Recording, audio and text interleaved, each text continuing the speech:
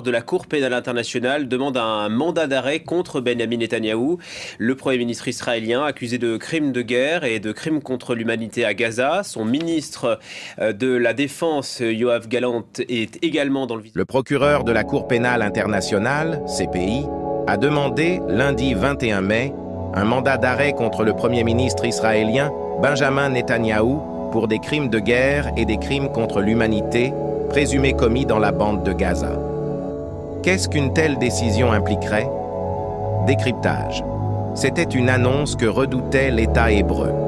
Sur la base des éléments de preuve recueillis et examinés par mon bureau, j'ai des motifs raisonnables de croire que Benjamin Netanyahou, le Premier ministre d'Israël, et Yoav Gallant, le ministre de la Défense d'Israël, portent la responsabilité pénale de crimes de guerre et crimes contre humanité commis sur le territoire de l'État de Palestine, dans la bande de Gaza, à partir du 8 octobre 2023 au moins, a déclaré dans un communiqué la CPI, qui siège à La Haye. Pour l'heure, ce mandat d'arrêt a seulement été réclamé par le procureur de la CPI.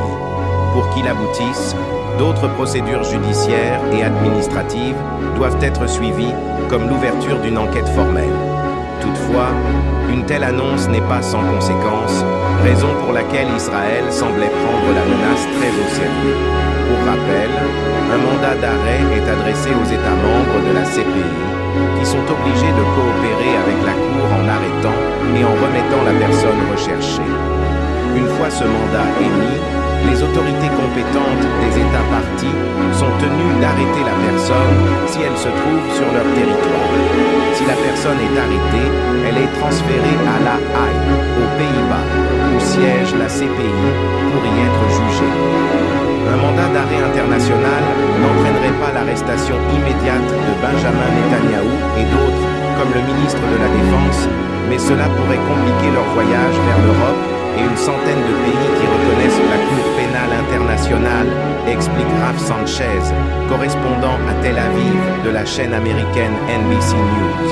Et cela mettrait le Premier ministre Netanyahou dans la même catégorie que Vladimir Poutine,